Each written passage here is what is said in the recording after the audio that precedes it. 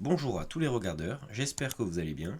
Ici Review Manga FR et aujourd'hui je vais vous parler d'un manga qui vaut largement le coup d'œil, il s'agit de Space Punch. Mais Space Punch, c'est quoi? C'est un manga français édité par Ankama, une maison d'édition chez qui vous pouvez retrouver d'autres mangas français très connus tels que le Radiant qui a un succès énorme. Il est carrément publié au Japon et a eu le droit à une adaptation animée. Ou encore plus récemment, il y a Reaper qui a fait beaucoup de bruit dès la sortie du premier tome.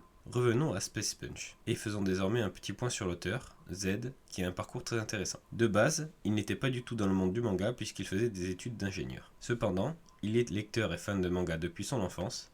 En 2013, il participe à un concours de dessin organisé par Tony Valenté, l'auteur de Radiant.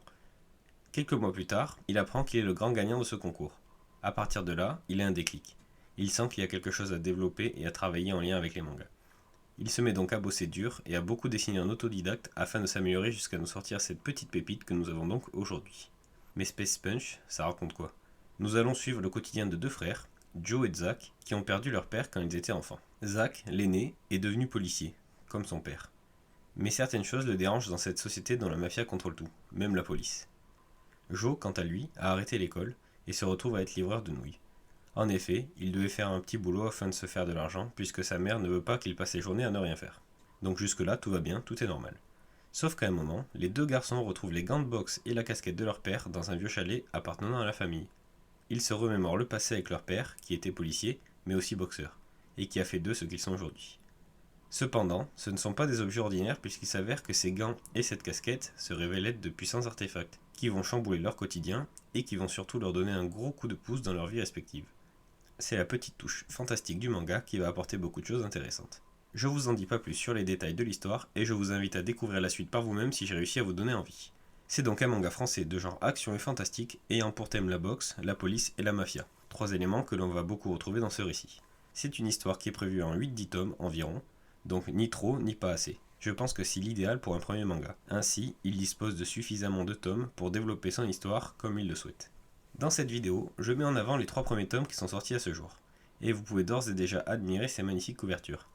Pour la petite anecdote, j'avais déjà vu la couverture des 2 premiers tomes l'an dernier au Comptoir du Rêve à Toulouse, et ça avait vachement capté mon attention. Du coup, j'ai été très content de pouvoir découvrir ce manga qui suscitait déjà mon intérêt. On peut déjà remarquer le talent de l'auteur pour le dessin, et ça ne s'arrête pas aux couvertures puisque chaque planche est réussie comme si Z avait des années d'expérience derrière lui, et pourtant c'est son premier manga.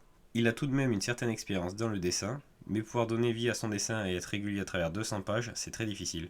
En tout cas, il n'y a rien à redire, c'est magnifique. Que ce soit les visages, les corps, les habits, les équipements ou les décors, tout est réalisé à la perfection.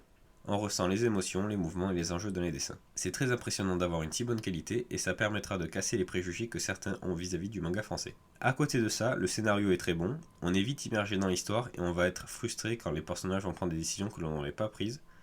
Je dis on parce que je sais que vous allez me faire confiance et lire ces 3 premiers tomes de Space Punch et je pense que vous allez avoir ce même ressenti à la lecture. Le seul moyen de le savoir, c'est de le lire alors foncez. Il n'y a pas un seul instant où l'on s'ennuie et on veut savoir à chaque page ce qu'il va se passer ensuite. Les scènes d'action vont s'enchaîner du côté de Joe avec la boxe, ainsi que du côté de Zach et son envie d'enrayer la suprématie de la mafia dans sa ville. Un petit détail qui ne paye pas de mine mais qui renforce mon appréciation de ce manga, on a un petit running gag avec le patron du restaurant de nouilles que j'adore. Ça permet d'ajouter une petite touche d'humour par-ci par-là, donc c'est très appréciable. Pour finir, la scène finale du tome 3 est incroyable et donne envie de lire la suite, vous ne pouvez pas vous imaginer à quel point. On sent que Z en a encore sous la pédale et qu'on n'est pas au bout de nos surprises, ça promet du lourd. En bref, si vous cherchez un bon manga, français, rythmé, avec des dessins magnifiques et un scénario qui tient la route, je vous conseille fortement de vous lancer dans Space Punch, vous ne serez pas déçus. Ce sera tout pour aujourd'hui, j'espère que la vidéo vous a plu et que je vous ai convaincu à tester ce manga. N'hésitez pas à me dire ce que vous en avez pensé en commentaire et je vous dis à bientôt.